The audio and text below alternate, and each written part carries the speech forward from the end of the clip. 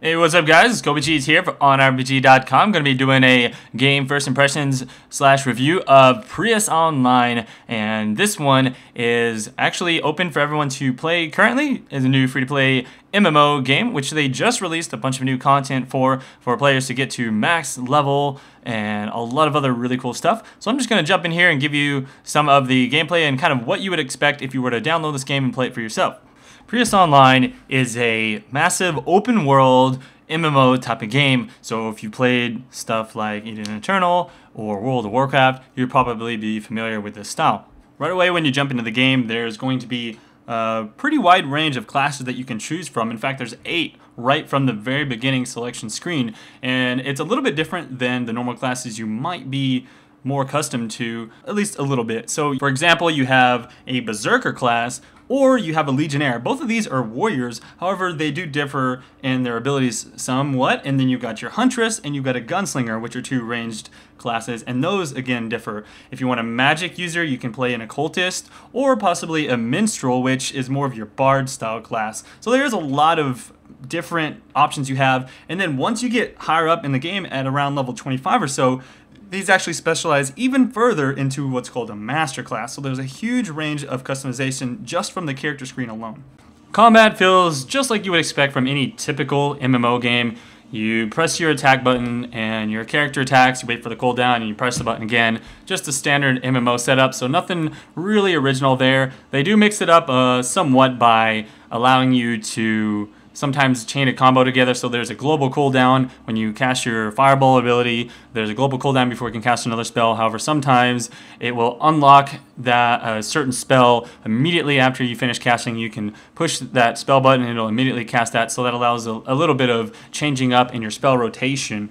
Also, the quests are, again, just what you would typically expect from any standard MMO. Go kill 10 of this creature, go collect 5 of this item. Nothing really original or exciting in the questing, and it didn't really feel like extremely well laid out in the quest. You know, you'd have to run back to town to turn in a quest and then run all the way back out to do one more quest and then run all the way back to town. So it could have been a little bit better laid out in the quest. However, that is at least broken up a little bit, made easier by this travel system called the Solero, which is somewhat like the flight points in World of Warcraft. You pay a small fee and the Solero will take you to any location that you need to go. The cool thing is you don't actually have to discover the location first. You just simply find that location on your map and the Solero will take you there. That's actually quite useful and convenient, and I do like that part of it.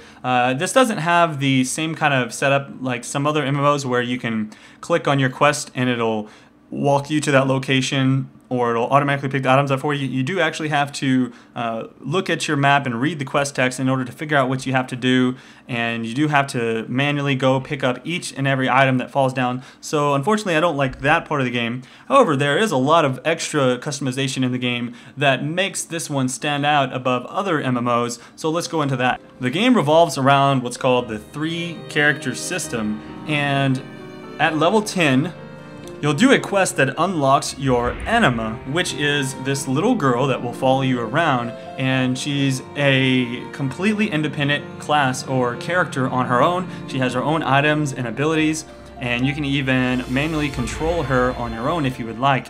The interesting thing is that this anima has its own little mood that will affect the combat that she has in the game and the abilities that she'll be doing. So that's kind of an interesting take on this game. And in addition to that, once you hit level 30, you'll be able to unlock your Gigas. The Gigas is this giant, well, it's literally just a giant, and it will be a big damage-dealing robot giant thing that will hurt your enemies. It's good against bosses and stronger, tough opponents. The Gigas is one of those things that just looks freaking awesome. It's like a transformer when you first see it, but once you get level 45, you can actually get different levels of Gigases. So it depends on which character race that you are, but you can get some Gigases that are more of like a tank, or one that's more of a fighter, and different things like that. So you have all 3 of these things: your actual character, and then you have your anima, and then you have this Gigas. So there's a huge wide range of customization and entire thing to learn in this game. So that's really cool. I like what they've done with all of the different aspects of this game, and that's a big thing that will set them apart from other MMOs, and that's huge in this market because there are so many MMOs that are similar, so I do like that. The way your abilities work as you level them up are a little bit different than other MMOs as well. Rather than going and talking to a skill trainer and leveling your abilities up continually, you start off with like level 1 fireball and you end up with level 15 fireball later on or something like that. Instead, as you level up, you'll actually just put 1 point into the skill that you learn, and then you can level up passive abilities that affect those skills by a couple of points, and you don't have to talk to skill trainers or anything like that. They just unlock as you get higher level. Once you start going into your master class past level 15, that's when you'll begin to actually choose, hey, I have this many points to spend. I can either spend it in these passives over here or these passives over there, and you have that kind of decision to make. And rather than the abilities doing like a set amount of damage or having some kind of skill like that, everything really just revolves around percentages. So all of the damage is going to be percentage of, for example, your maybe 80% of your armor plus 10% of your attack damage or something like that, or 50% of your magia plus 50% of your attack damage. It just kind of depends on the character and the ability that you're using, and so they do have a little bit of a mix-up of different mechanics on how the spells will work from what you may be used to in other games as well. But that's pretty cool because it just makes your abilities more reliant on your gear and that sort of thing rather than just their base functionality. With my short time in the game, I've already been able to experience just a huge amount of customization and things to do in the game, and there's so much more to be done as well. There's different dungeons. You can actually go into different raids and go into guild battles, PvP arenas.